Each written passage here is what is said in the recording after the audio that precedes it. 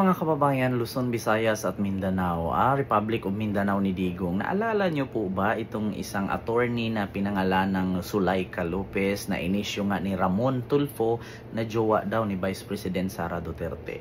Kung naalala nyo po, no, meron pong bidyong ito. Ayan.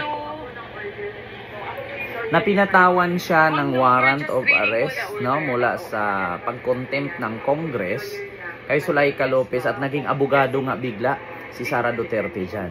Naalala nyo po ba na dinala nga po ito sa hospital? Hanggang sa pagsakay sa ambulansya, paghatid sa hospital, hindi ito iniwan ni Sara Duterte.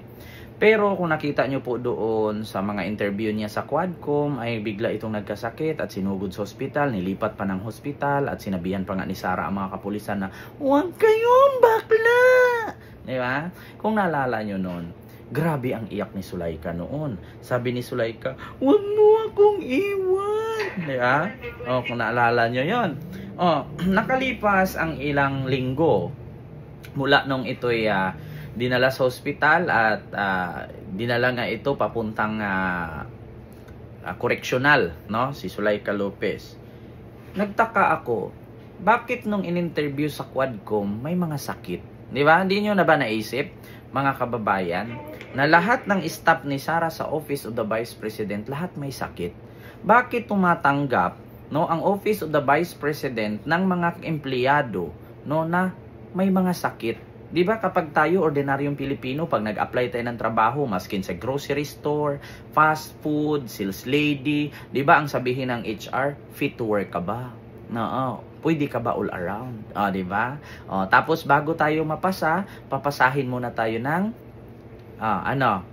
di ba? Pagpapamedical muna. Kung hindi ka ba addict, wala ka bang sakit, tapos working permit, health card, di ba? May mga ganon-ganon. Bakit kay Sara Duterte sa Office of the Vice President, lahat ng mga interview sa Quadcom, puro may sakit? Si Zuleika Lopez, nung in-interview, nagsinungaling, hindi kinaya ang pagsisinungaling, sinugod sa ospital. Si Acosta, si Gina Acosta, nagsinungaling, hindi kinaya ang pagsisinungaling, sinugod sa ospital. Yung pangatlo, yung lalaki, hindi kinaya ang pagsisinungaling, sinugod sa ospital. Tapos ending, ito na mga kababayan, si Zuleika Lopez, diba naalala nyo na sinugod sa ospital kay may sakit daw, pero ba't ganyan nakarali-rali na? Akala ko ba may sakit? Nakakapag-rally na.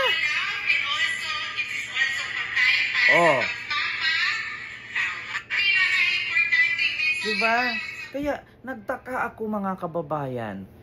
Ginagawa na lang tanga ni Sara Duterte ang kanyang mga supporters. Ginagawa, may supporter pa ba si Sara? 32 million, mag-comment naman kayo dyan.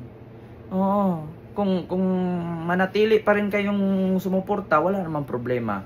Kasi alam nyo, sa totoo lang, ang pagiging tanga walang bayad, libre. Ang pagiging bobo, libre yan, minamana yan. Kung ang tatay mo, nanay mo bobo, lalaki kang bobo. Pero yung katalinuhan, hindi minamana sa magulang yan.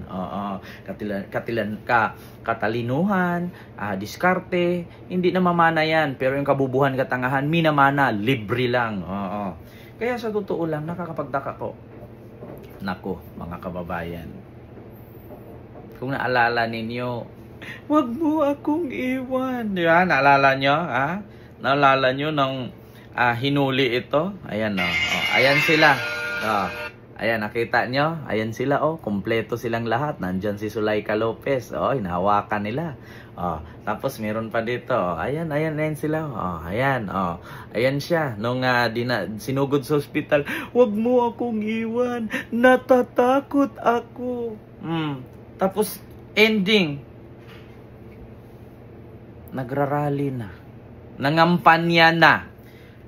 Ito, mga loyalista, mga kababayan, meron lang akong i-share sa inyo. Huwag kayong maingay, atin-atin lang to. Bali-balita ngayon. Abangan ninyo sa next vlog ko ito. Bali-balita ngayon na end of this month, no, or pagtungtong daw ng Enero 2025, meron daw mga politician na bago mag-New Year, no? Bago mag-New Year or end of this month, may aarestuhin. Naku po. Hindi ko lang alam kung sino ha. Yan lang ang narinig ko. Yan ang umabot sa akin sa nakalap kong impormasyon mula kay Violet na Ahas. Si Violet na Ahas, kung kay Maharlika puting ahas, sa akin Violet na Ahas.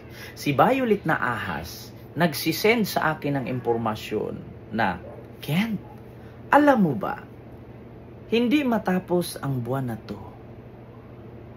pagtungtong ng January or hindi aabot New Year, merong mga politiko na aarestuhin. Naku, hindi ba kaya si Zuleika Lopez kasali dito? Kasi nung in-interview, nung i-contempt, nagkasakit. Nung natapos ang Quadcom, aba, nangampanya na ang lola nyo. Nagrally-rally na. Oo, binisita pa nga ni Manang Aimee yan, no? Manang Aimee, anong masasabi mo dyan? May sakit ba talaga? Oo, niyakap pa ni Manang Aimee, di ba? Yung sabi ko sa inyo, ang galing. Sa totoo lang, Uji Diaz, ito, Mama Uj. Kung nanood ka sa vlog kong ito ngayon, pwede mo bang isali mo sa acting lesson mo mga staff ni Sarah, si Digong. Si Digong ngayon, kung naalala ninyo, dati tapang-tapang atao. Tapang atao, Digong ang pangalan. Taga Davao. Nagulat ako nung nalaman niya nakakasuhan ng DOJ kasama si Bato, si Bungo. Aba, nag-request humirit ng presidential immunity. Ang lakas din ng loob na humirit ng presidential immunity, hindi naman na siya pangulo. Diba? Kaya sa totoo lang mga kababayan, naglibog na ko, sakit na kaya kung ulog yun. Ang galing umarte ng mga Duterte sa totoo lang. Meron pang isang anak. Alam niyo sa totoo lang yung kasinungalingan ni Duterte. Nabubuko agad. Bakit? Ang sabi niya, wala akong pera, wala akong pamasahe, pumunta sa Quadcom. Pero yung anak niya nagbubuhay prinsesa, ang mga bag naghahalaga ng 300,000, 400,000, yung mga hikaw, di ba? Yung mga alahas, milyon-milyon ang halaga. Nabubuhay ng extravagant. Tapos sasabihin ni Digong walang pera. Saan ba si Kitty Duterte kukuha ng pera? Sa nanay niya. Saan ba yung nanay niya kukuha ng pera? Di kay Digong.